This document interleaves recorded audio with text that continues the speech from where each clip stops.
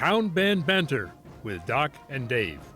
Every week, two longtime friends and colleagues in the world of music, David Price and Donald Doc Smith, get together to discuss the triumphs as well as the twists and turns of lifelong learning for the dedicated members of thousands of civilian community music ensembles of every shape and size. Your comments and suggestions are always welcomed through email as info@townbandbanter.com, Facebook, Town Band Banter, and Instagram, #TownBandBanter. And now for our hosts, Doc and Dave.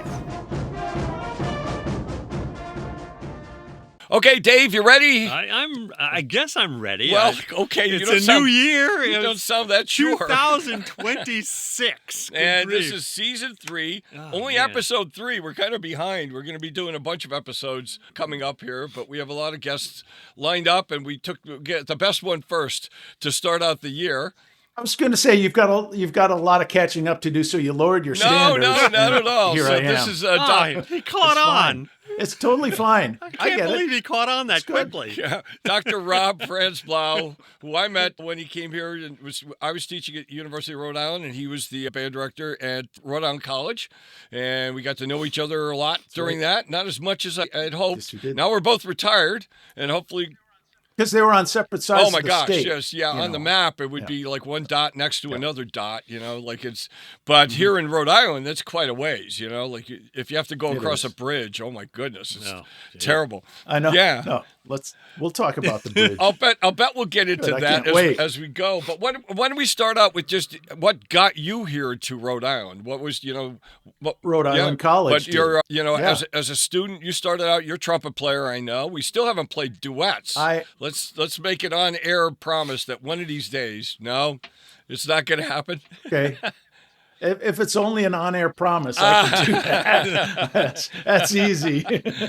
But actually picking up the horn and having someone else hear it, Oh, right. I'm not sure I want to No. do that. But We're at that whatever. age that's starting to go anyway. So I did start, trumpet was my first instrument. I don't know why, it was, oh God, Herb Alpert and the Two there you Long go. Rats Yeah. when I was Yep. a kid.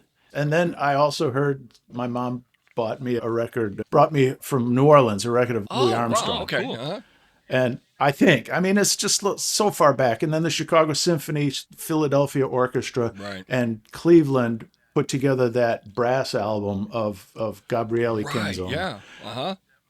that was recorded in one take. It was impossible to get all those high-level musicians together, right? So there was actually one or two that they actually had like all 20 people playing. But it was a great. So that was another thing that just hooked me on brass. Cool. Trumpet. Wow, for sure. that's cool. Yeah. Yeah. Maynard Ferguson, Chuck There you Mangione. go. Yeah, yeah. Kind of There the you go. full thing. Yeah. Yeah, all the people that when I got to college, I went. Yeah, Not okay. them. Yeah, your teacher That's one went, of the- oh, no. Yeah, one of the first groups that I actually played in as a kid was a Tijuana brass group. Was Yeah, it really, Dave? and I think I might have been junior high, but it was a senior Were high you playing school. drum set? But I played drums on it. Yeah. So, yeah. Connecticut. It was great fun. What is it? Oh, yeah. Yeah. So did you use the brushes to get that shuffle kind of thing that they 'cause had? it was, well, my brother played trumpet, so it was something we could do together too. That was so. Okay. Yeah. Okay, that's Yeah, good. Yeah, for sure. My brother didn't play the trumpet. I'm the youngest. How about you? Well, I was the youngest until they had my brother Doug 9 years later. Oh, my One of gosh. those deals, you know what I mean? Yeah. I don't know where they got him. How about you, scraped Don? him in off I'm the the oldest. street. I'm the oldest in the family. Yeah, You are the right. oldest. Because you're actually running I think things I'm here, the so oldest that's of fine. all of everything here now, right at the moment. Yeah. My connection with Tijuana Brass is kind of funny too, because when I was at Northern Michigan, they were the training site for the short track speed skating, right? Oh, and one of really? our top athletes was Herb Alpert's nephew. And he No took kidding. trumpet lessons with me. And he had the same no kidding. embouchure as his uncle, Yeah. which was what, Yes, he and did. he said, Did he have the same talent well, as his uncle? his talent. Did he have the same money Well, as his that's uncle? what it That was. was the No, important part. it was the producing and promoting. That's what he was exceptional at. Not so much as And he also has a big right, heart. exactly. I mean, yeah. he's donated so much of what he's made. So it was that, but Yeah. it was an interesting connection, like along the way. I loved Tijuana Brass as a kid, and then now in community band life, I'm really tempted. Yeah, why not? Like, is there a good arrangement out Probably there not, somewhere? but I could get on that for you because I could probably use that in my group too. Yeah. Let me think about that. Yeah. Let's collaborate on that. That'd be a possibility. Okay, good. All good. right. There So you then go. There you go. you escaped that and where'd you go to college? University of Iowa. Wow. Hawkeyes. Yeah. So it was either music or medicine, pre-med, and my dad was a doctor. But then I started as music major, and it's like, yeah, this is what I want to do. Right. This is good. And you were at a good school too. Yeah. Iowa's. Yeah, it was a great school. And then I got my music ed degree there and wound up teaching in Oklahoma for 2 years because I was following a girl. Yeah. Oh, no. The woman problem. Yeah. Well, you don't perceive it as that at that time, When you're No, it was not a problem at all. No problem at all. No. enter the we're still married, so that's still even married better, to the right? one you pursued to Oklahoma. All right. I did. All right. I am. That's awesome. Yeah. So anyway, I taught. I was the world's worst middle school band director for 2 years. There in you Oklahoma. go. Yeah. I really was. I had no business teaching those kids. But it's hard when you're a new teacher. It's just really hard. And I think middle school is harder than I made it out to be. I don't want to teach middle school again. Have either That was my favorite. School? The best 8 years of my career was when I switched from the university to Curtis Corner Middle School. Yeah, my most productive. I did my most publishing. I did my most speaking at conferences. I had time to do it, and I had my own laboratory. I looked at it that way, and it really the program grew and flourished. It was a really wonderful 8 years. Did. So I think it's a personality between. It was definitely for me. The first first half of my career was junior high. And I had some adapting, like everybody does. But once you get in the swing of it, they were very productive years, but exhausting. Yeah.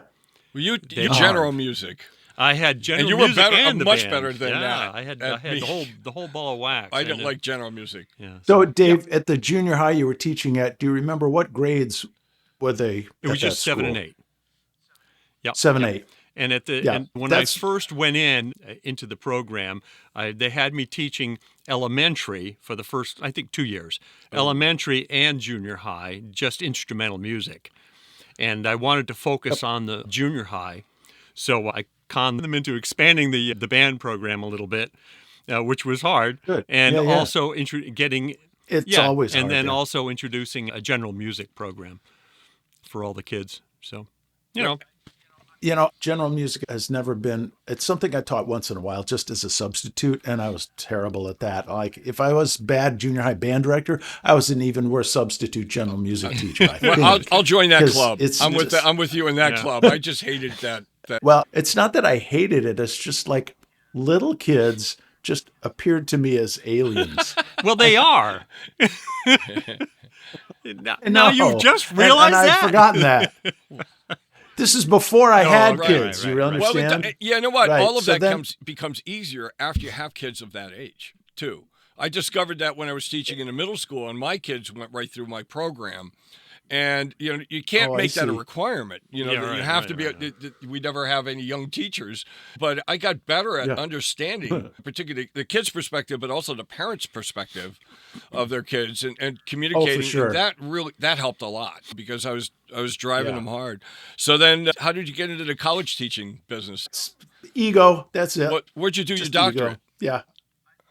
Yeah. Here's what I wanted to do. I wanted to be a college band director. And I'm really fortunate that I was able to do that for 21 years. It was great. What a time. But I digress.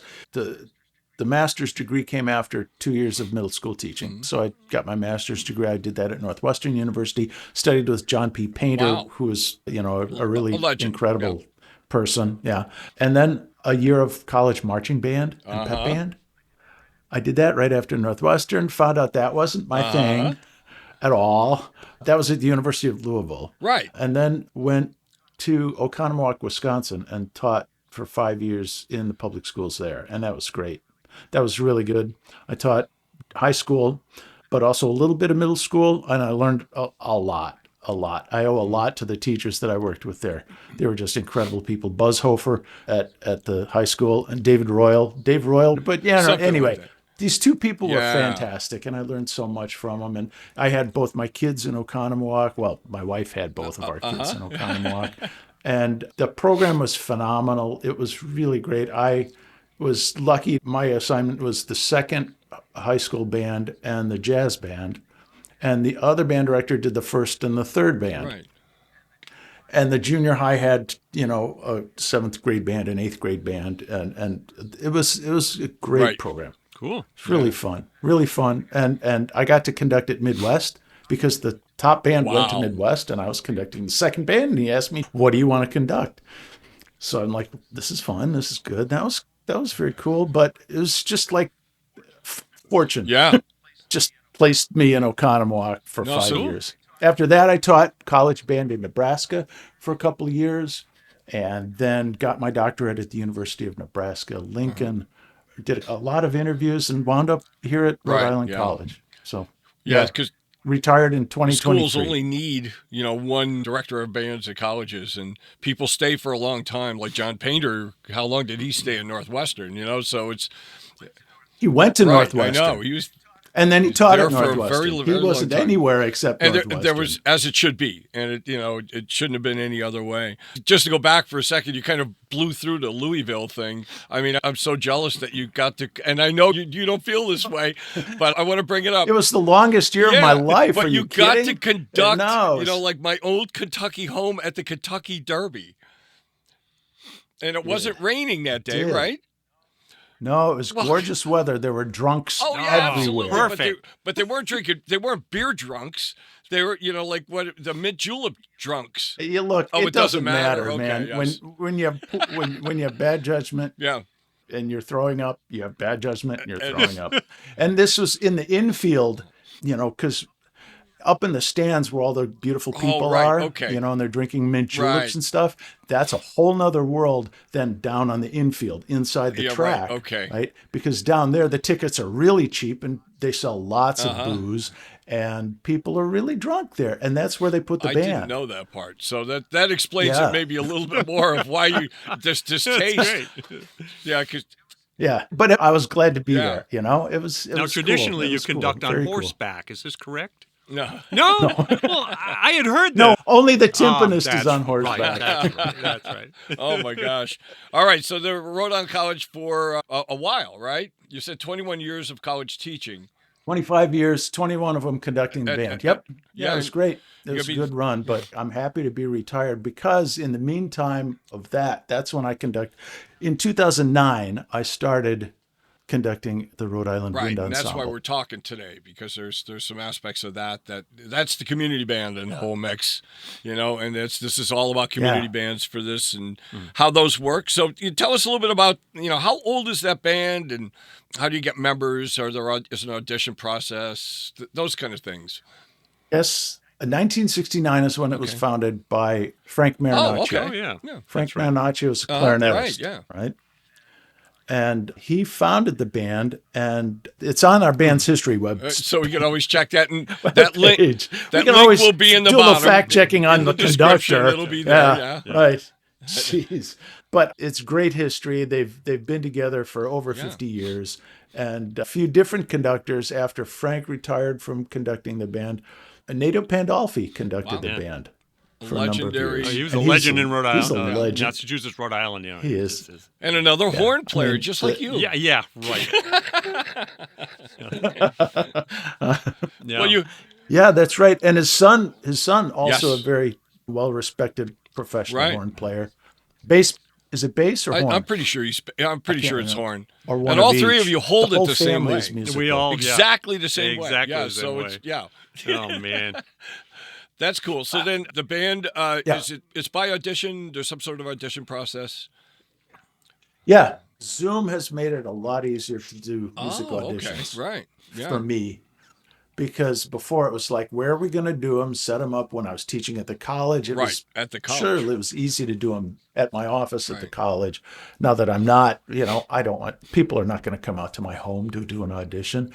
But original sound for musicians setting on Right. Zoom. I don't know if either of you guys use it a absolutely. lot, but that was an invention after No, COVID. we all learned a lot about Zoom That- during COVID. We had to, Yeah. and Yeah. yeah. So that's how we do auditions. We schedule them. We have an online form, Google form on our website. We share it out, social media, all that sort of thing. Craigslist actually works nicely for us too. But our coordinator of social media really concentrates mostly on Facebook and Instagram. Right. Oh, that's cool. Yeah. And there's no fee Yeah. to be in the band. They're not paid anything either. It's a volunteer band, and Actually, no, there are Oh, there's dues. dues? We have Okay. dues of $75 right, a year. okay. And members can offset that dues by selling ads Oh. for our yearly ad program book. So if they sell $75 worth of ads, Nice. they don't know anything. That's great. Very good. That's cool. Yeah. So that's one of the ways we raise money. And I know that's going to be one of your questions. Like, yeah, where does anybody get Well, the right. money to The do what they funding wanna is do, right? fascinating. That funding and library, and also rehearsal halls. You don't have the band throughout its history has rehearsed different places, right? There's no rehearsal performance hall for it. Yeah. That's right. That's right. That's right. We're not like a Portuguese band that has As their home. Yeah, right. the yeah. social hall, and that's where they do Right, their exactly. things. Yeah. So hall rental is part of our budget, and so our fundraising has to help pay for that. Right. Oops. You're disappearing. I know, isn't it? I meant to do Now, that. No, I Are didn't. you sinking or is the picture changing? No, I see. I can do it again. No, it's my desk. Oh, okay. I have I a got it. stand Yeah, sit right, desk, yeah, right? I accidentally hit the button. Sorry. Oh, it didn't decide you have to stand now or sit or. Yeah. I'm not standing up. Sorry, it's Friday afternoon. I'm Right, sitting there you down. go. That's And I know you that's are cool. too. No, that's great. Can I jump in here? Yeah, please do. I'm curious about the Bird program. I thought that was kind of cool. Doc and I play in a big band. It's called the Romps, Retired Old Musicians Playing Swing. And we were talking about this at a meeting, our yearly meeting. We were talking about getting instruments into kids' hands and things like that. So how's that working Good. out, the Bird program? You see if there's some way that we could be part of that. It's great. Yeah. The BIRD is an acronym. It stands for Band Instrument Renewal Yes. Drive. Okay. But our logo has a little I did birdie see on it. I thought I was Anyway. impressed. That's it. Thank you. Yeah. Thank you. It's the best acronym I've ever read. Did you get that? Wow, that's all right. Yeah, very good. I know. That's my claim to fame now. Right. The conducting thing doesn't work out. I'm just going to do Right. acronyms. There you go. That's good. We collect instruments from donors, like used band instruments, like whether it's individuals, a lot of individuals mostly, but some schools also are like, yeah, I've got a whole bunch of instruments I'm not using. Let's, get them off of my shelf. And so we'll take them from anybody, and we'll take them in any condition. And then what we do is we get them to a certified instrument tech. And we work through our partners at Roberts Music and at Rick's Music, and also Village Drum in Scituate. And I've got a couple trombones waiting to go to Rick's Music next. And we just got 7 instruments back from Roberts Music. So anyway, we get, and what we need is money, right? So, because these technicians need to get paid for their work. And both Rick's and Roberts and Village Drum are really nice with us. They're not, they're doing whatever they can to keep the price reasonable.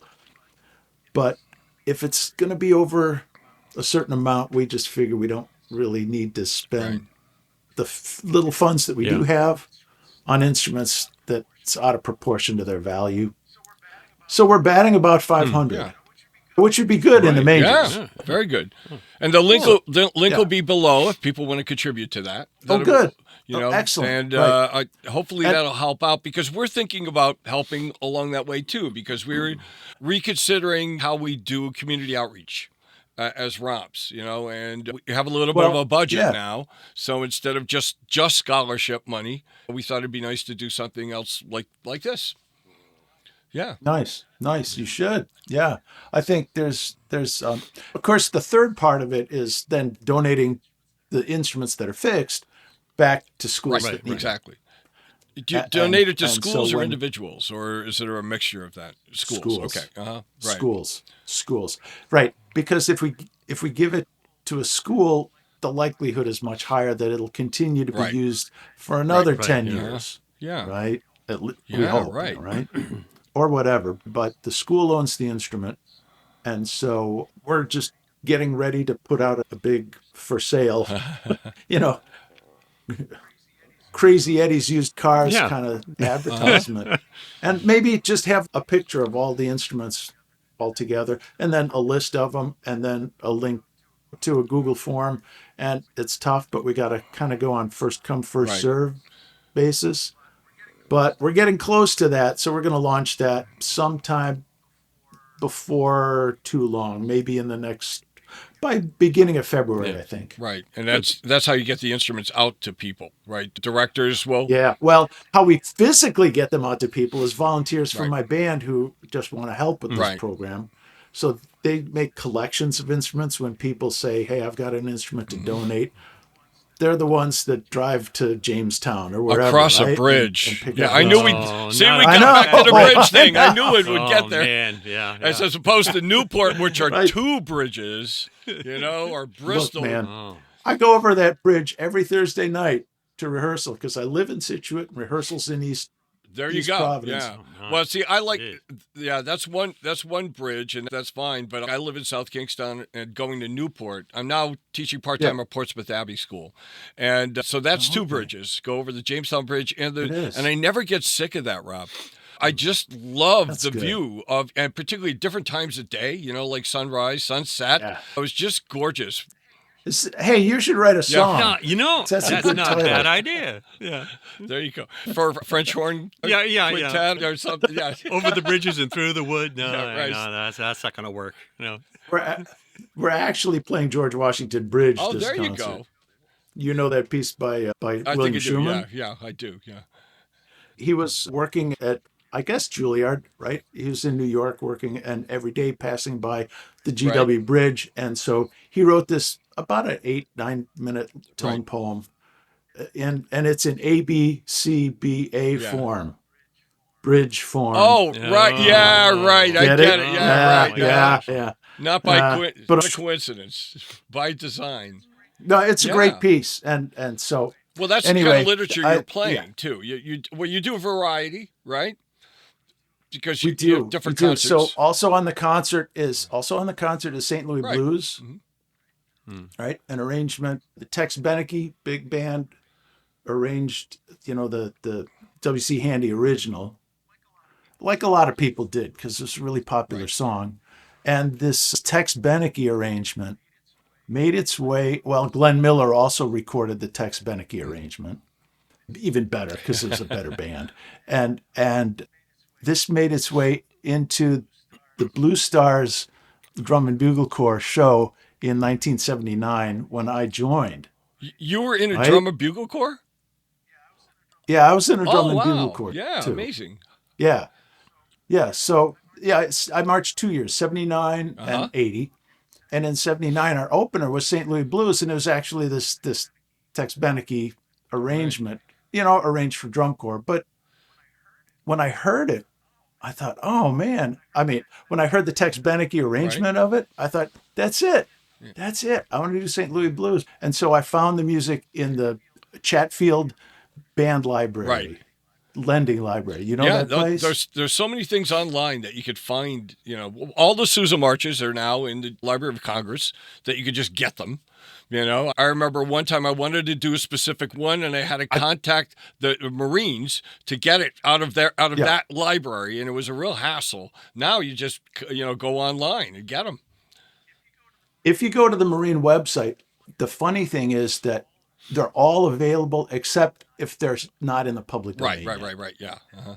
And the very end of Sousa's life, he wrote a piece called George Washington Bicentennial March. And that's not in the public domain yet. So it's not available on the Marines website. Oh, that's interesting. I had to buy that one. Darn. So we raised more money by selling ads in our program.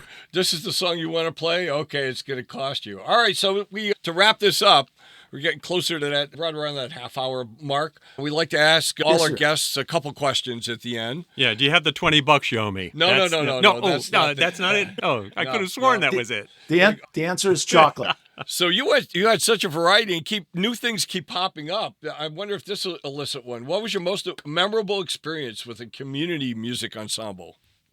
Last night's rehearsal. Wow. Okay, there you go. I just Short-term like- memory, but it's not because it was so memory. It's just because I'm Yeah. Yeah. Right. That's the only memory I have. that was that's what stands No, out. that's a cop-out answer. It's kind of a cop-out answer, and I'm sorry about that, but that's going to be my answer. Okay. Because last night's rehearsal really was pretty memorable. We had a guest. I can't spill. Can I spill the beans? When is this going to be Maybe released? later today. When is this going to be aired? Soon. Maybe yeah. later Right. today. Okay, y'all watch out. There'll be a little bit of publicity buzz about the band on one of the local news stations in the beginning of Okay. February. There you go. So we had a camera at the rehearsal last night and a TV celebrity who also happened to be a band kid when she was in band. She played trombone, so she was pretty psyched. And then we read all the new music for our upcoming concert. Awesome. First time, and the first time we'd been together in a month. Yeah. For the holidays. And no matter how much you beg and plead and hope that everyone will come to the first rehearsal with all the notes learned and all the rhythms down. It didn't happen. Right. Yeah. So it was a very, very eventful rehearsal. We got through everything. It all went well. It's going to be great. It's just, you put a lot of time and your own energy into preparing for something for so long. And it's a very important one because we only have 6 weeks to go. I can't waste any time. Right. So Yeah. I'm taking a breather today, but yesterday there's the answer to Okay. your That's question. cool. Very good. I How's like that? it. What about a big challenge with an ensemble and how was it overcome? Was there something that, was a roadblock? Something that was a roadblock that we overcame? Yeah, great question. Percussion section. Oh man. You're, The percussion section in the Rhode Island Wind Ensemble has had some great people in it. Peter Ferry, who's a world-class percussionist now, living in Arizona. When he was a student at Moses Brown, he played in RIWE. Plus, there's been great, but it's always been really small. Right. Always been really small. In fact, so small, it's like that puts two things. First, the rehearsal is just like doesn't have the juice. Right. The rest of the players can't really hear what should be there. And then when you hire someone in for the dress rehearsal and concert, and you got to reduce the number you hire because of budgetary, you can't hire as many as you want, but still you got these expenses. So we're not really balancing the budget on this concert this year. I don't know. The gods finally smiled on the Rhode Island Wind Ensemble. The percussion gods, touched Are there? our trailer. There are percussion gods, and I didn't know about this. They touched the trailer that holds all of our timpani and everything. And yeah, we got some great players. So we've got 6 percussionists this year. Yeah, that's what I was going to ask. It is great. It is Yeah, just great. minimum And- 5, and right. they're all wonderful people. One of them is a pianist, That helps, actually. yeah. So she's also playing piano on pieces that require that. Wow. So yeah, That's good. Very good. One more? You want to do the last Sure. one? I Let's stole see, the first 2. Yeah. Well, the last one is the whole concept of community bands. It says, how do you see the community bands developing in the future? And is anything you can show some light with this on?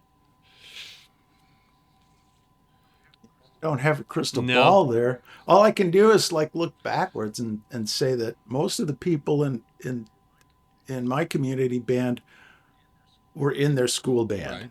Mm-hmm. They were in their school band, and that's where they learned to play and read and enjoy music and love music, right? And it was also a fun activity, a social activity that they really gravitated towards. So I think that community bands will always be as healthy as school bands were 20 years ago. Yeah, or whatever. It's like when students get to their adult lives, if they want to carry that with them and keep doing that because they had such strong experiences in school, they will. They'll find places. They move to a new city. I can't tell you how many people have joined our band because they've moved to Providence. And it's like, oh man, I sure do miss playing in bands in Texas. I'm like, yeah, right. Sure. So those people had really strong experiences. Sometimes it was musical, and they've gone on to do music in other ways, not just in community bands. Right. But that's part of their whole musical life. Like maybe they also compose music. Right. But that's not their gig. I mean, they work at a bank, but they're also composing and playing in a community band. But mostly it's people who, like, I've got my job and I've got my kids and my family, but I still need to do this. Right. And they enjoy the people that they get together with. That's the main thing. Because if you don't like being there with people who are kind of on the same wavelength as you, and it's great when it happens. So I think I don't know if there's a future in that. No, there is, and that's the theme. There's a running theme through all of our podcasts that the people need to continue doing that. They need it as part of their life. They feed off of it, no matter what they, whether with medical doctors and and lawyers and everything else that are mixed in, and plumbers and electricians, and they all get together, and people of all different ages. What's the age range of yours? It's much younger than my band, Jamestown. I do have a lot of young players, like 20-somethings, who are like just getting their careers going. And that's really amazing because it takes a lot of time to get a career going. It takes a lot of time, and that they want to devote enough time to also practicing their horn and playing in a band is wonderful. So we have 20-somethings all the way up to 80-somethings. Right. Yeah. Very good. Fantastic. Yeah. All right. Well, thank you so much for doing this, Rob. I appreciate it. Is there anything else you wanted to add, or are we good?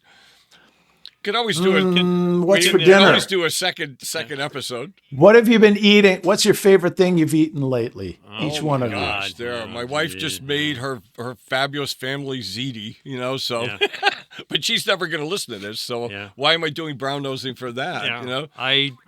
No, it's not. No, what's really it's I know. Good. Yeah, just true. Have no appetite. Oh, yeah, no, right. I have no appetite.